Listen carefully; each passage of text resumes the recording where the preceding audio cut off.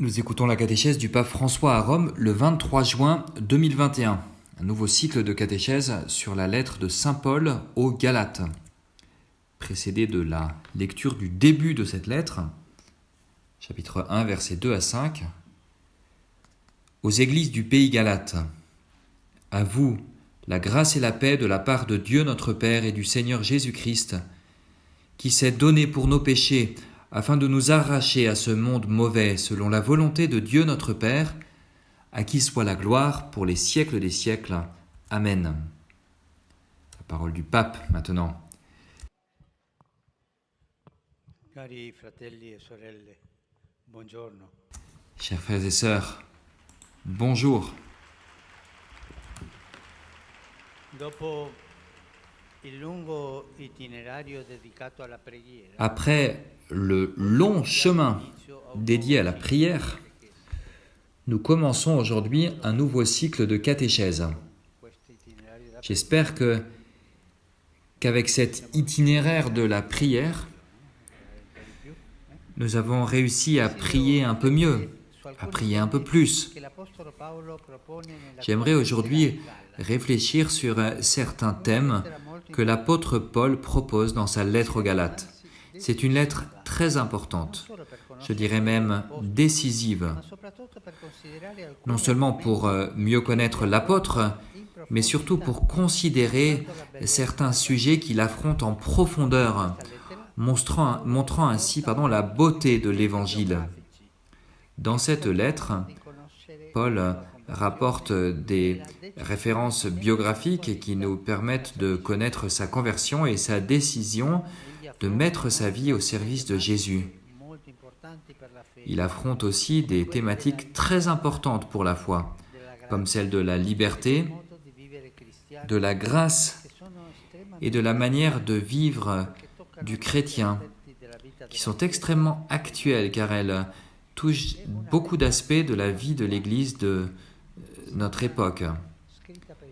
C'est une lettre très actuelle. On a l'impression même qu'elle est écrite pour notre temps. Le premier trait qui émerge de cette lettre, c'est la grande œuvre d'évangélisation développée par l'apôtre qui avait déjà visité au moins 2 fois la communauté du pays Galate. Pendant ses voyages missionnaires, il s'adresse donc aux chrétiens de ce territoire.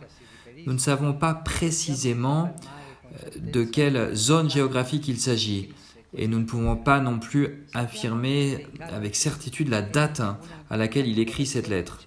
Mais nous savons que les Galates étaient une ancienne population celte qui, à travers de nombreuses péripéties, s'était établie dans cette région étendue de l'Anatolie, qui avait sa capitale dans la ville d'Ansira, aujourd'hui Ankara, la capitale de la Turquie.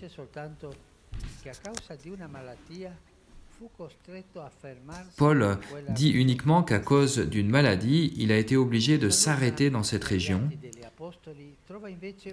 Saint Luc, dans les Actes des Apôtres,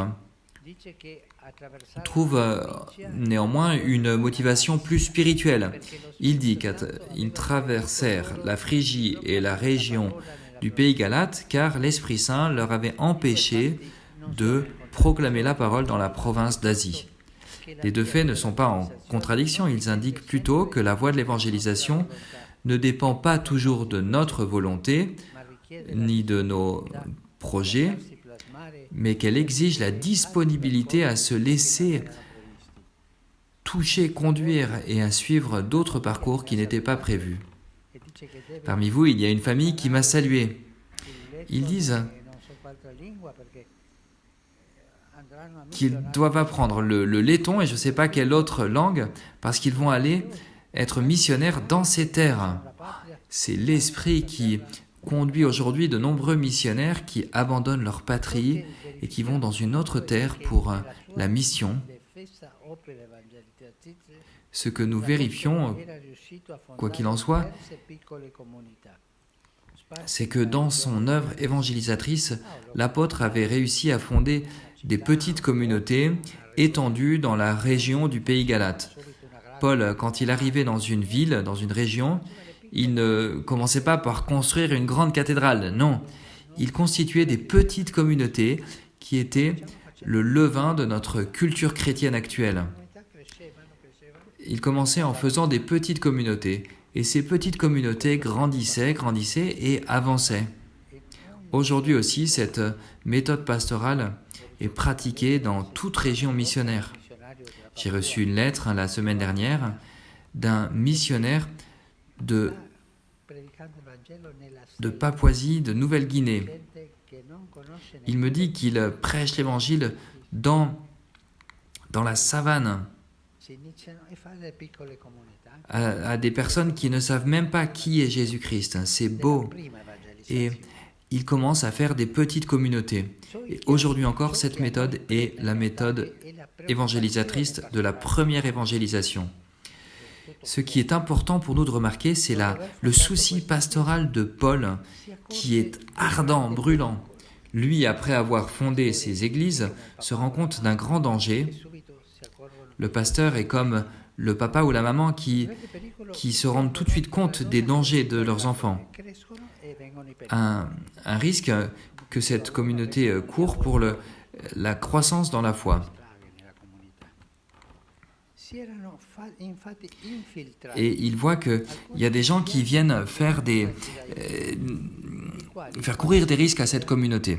Il s'était infiltré dans cette communauté des chrétiens qui venaient du judaïsme et qui, avec malice, avaient commencé à semer des théories contraires à l'enseignement de l'apôtre, en arrivant même à faire mépriser sa personne. Il commence avec cette doctrine, cet élément oui, cet élément non, et ensuite il méprise l'apôtre. C'est toujours cette même route, d'enlever l'autorité de l'apôtre. C'est une pratique ancienne, nous le voyons, de se présenter dans certaines occasions comme les seuls possesseurs de la vérité, les purs, et d'essayer de diminuer avec la calomnie le travail accompli par d'autres. Ces adversaires de Paul soutenaient que même les païens devaient se soumettre à la circoncision et vivre selon les règles de la loi de Moïse. Ils reviennent en arrière, aux observances d'avant, aux choses qui ont été dépassées par l'Évangile. Ils reviennent en arrière. Alors, les Galates auraient dû renoncer à leur identité culturelle pour s'assujettir à des normes, à des prescriptions, à des usages propres aux Juifs. Pas seulement. Ces adversaires soutenaient que Paul n'était pas un vrai apôtre, et donc il n'avait pas d'autorité pour prêcher l'Évangile. Et nous le voyons si souvent. Nous pensons à telle ou telle communauté chrétienne ou tel diocèse, on commence des histoires et ensuite on discrédite le curé, l'évêque. C'est le chemin du malin, de ces personnes qui divisent, qui ne savent pas construire. Et dans cette lettre aux Galates, nous voyons cette procédure. Les Galates se trouvaient dans une situation de crise. Que devaient-ils faire ? Écouter et suivre ce que Paul leur avait prêché, ou bien croire les nouveaux prédicateurs qu'il accusait. Il est facile de s'imaginer l'état d'incertitude qui animait leur cœur. Pour eux, avoir connu Jésus et cru à l'œuvre de salut réalisée par sa mort et sa résurrection était réellement le début d'une vie nouvelle, d'une voie de liberté, d'une vie de liberté. Ils avaient entrepris un parcours qui leur permettait d'être finalement libres, malgré leur histoire peut-être marquée par de nombreuses formes d'esclavage violent, et pas seulement cet esclavage auquel ils s'étaient soumis par l'empereur de Rome. Ainsi, face aux critiques des nouveaux prédicateurs, ils se sentaient perdus, incertains sur comment ils devaient se comporter. Mais qui a raison ? Paul ? Ou bien ces personnes qui viennent nous enseigner de nouvelles choses ? Qui fallait-il croire ? Il y avait un énorme enjeu.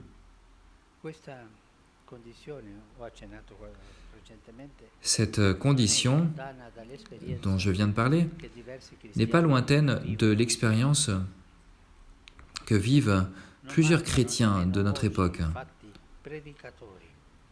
Il ne manque pas aujourd'hui, en effet, de prédicateurs qui, surtout par le biais des nouveaux moyens de communication, peuvent perturber les communautés. Ils se présentent en effet non pas seulement pour annoncer l'évangile de Dieu qui aime l'homme en Jésus-Christ crucifié et ressuscité, mais pour redire avec insistance, en gardiens de la vérité, comme ils s'appellent eux-mêmes, quelle est la meilleure manière d'être chrétien. Et ils affirment avec force que le vrai christianisme est celui auquel ils sont eux-mêmes liés, identifiés souvent avec certaines formes du passé, et que la solution aux crises contemporaines est de revenir en arrière pour ne pas perdre l'authenticité de la foi. Aujourd'hui encore, comme à l'époque, il y a donc la tentation de se renfermer dans certaines certitudes acquises dans des traditions passées. Et comment pouvons-nous reconnaître ces personnes? Par exemple, une des empreintes de la manière de procéder, c'est la rigidité. Face à la prédication de l'Évangile qui nous rend libres, qui nous rend joyeux, eux au contraire sont rigides. Toujours la rigidité. Il faut faire telle chose, il faut faire telle autre chose. La rigidité est propre à ces personnes-là. Suivre l'enseignement de l'apôtre Paul dans la lettre aux Galates nous fera du bien pour comprendre quel chemin suivre.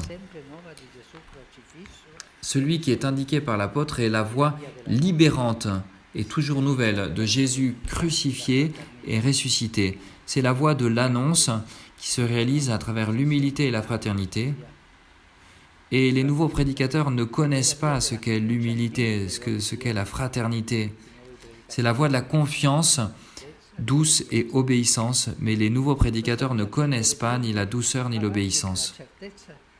Et cette voie douce et obéissante avance dans la certitude que l'Esprit Saint agit à chaque époque de l'Église. En dernière instance, la foi en l'Esprit Saint, présent dans l'Église, nous fait avancer et nous sauvera. Merci.